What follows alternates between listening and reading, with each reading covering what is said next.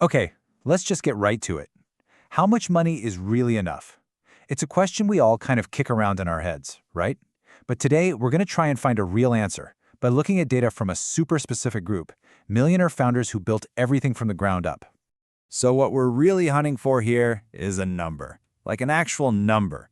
You know that point where making more money just stops buying you more happiness?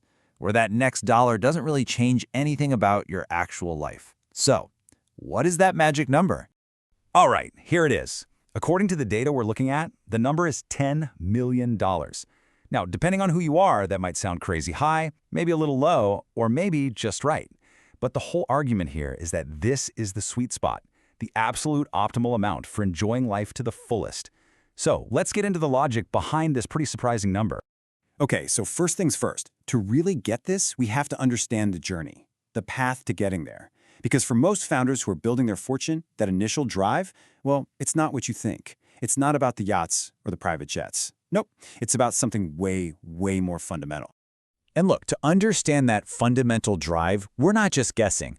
The insights we're going to talk about today come from a really fascinating source, a survey of 127 verified millionaire founders. And that's the key part. These aren't people who inherited their wealth. They built it from scratch. So their mindset, well, that's the roadmap we're going to follow.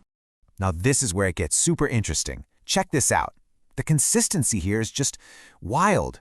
It doesn't matter if someone is worth less than $1 million or they're sitting on 20 to 50 million. Their number one motivation is the exact same thing, financial security. That feeling of just wanting to be safe, to not have to worry about money. It doesn't just vanish after that first million, not at all. It sticks around as this powerful driver deep into their journey. And this phrase really says it all about the psychology, doesn't it? For most of the climb, you're playing the exact same game, just with more points on the scoreboard. The numbers in the bank account get bigger, but you're still playing for the same reason, security. But then, something profound changes. And that brings us to this massive turning point. There's a number where the game of just accumulating more and more money is basically won. You've beaten it. And when that happens, your whole reason for playing has to change completely. And boom, here's that pivot, laid out as clear as day. The data is just so stark. For founders with less than 50 million, it is all about security. But the second they cross that line, the motivation does a complete 180. It becomes about impact, about mission. Suddenly, money isn't the point of the game anymore. So you've really got to wrap your head around this idea of beating the game. It's that light bulb moment, that realization that, you know what, another $1 million isn't actually going to change my life in any meaningful way. You can already afford the house, you can take the trips, you can have the experiences. So what's next? What do you do now? This quote just nails that new mindset perfectly. For the people who've already beaten the game, wealth stops being the target. Instead, it becomes a byproduct. It's just the result of them going after something way bigger. They're obsessed with their mission. And the money? It just kind of follows. Okay, so this huge psychological shift, it doesn't just change why people make money. It completely rewires how they manage it. And this leads to a totally new strategy. You stop playing offense and you start playing defense. Think about it. When you're starting out, it's all offense. You are playing to win. You're taking smart risks, you're trying to build that fortune, but once you've got it, the whole playbook flips. You start playing defense. The goal isn't to score more points. It's simply, don't lose. Protect what you've worked so hard to build. And you can see this playing out right here in the numbers. It's fascinating. Just look at something like crypto, total offense, right? High risk, high reward. Notice how the percentage they hold just drops and drops as their net worth goes up, until it hits literally zero for the 100 million plus crowd. Now look at bonds, a classic defensive play. The trend is the complete opposite.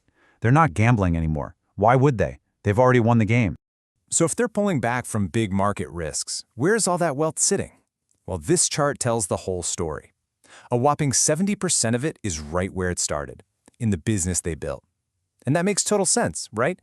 For these folks, their company isn't just another asset on a spreadsheet. It is their mission. It's their life's work made real. Which brings us all the way back to where we started, back to our magic number. If getting super, super rich changes the game this much, then what's the optimal amount? Well, this is where that $10 million sweet spot idea comes back into play. The entire argument really boils down to a super simple idea you probably learned back in school, the law of diminishing returns. You know, that first slice of pizza when you're starving, it's incredible. The 10th slice? Not so much. Well, it turns out money and happiness work in pretty much the exact same way. And this just lays it out so clearly. That first million you make, going from 0 to 1 million, that is absolutely life-altering, a completely different universe. But going from 9 million to 10 million, the actual change to your day-to-day life is tiny. And going from 30 million to 31, you literally wouldn't even feel it. It's just noise in your portfolio. So here's the final case for $10 million.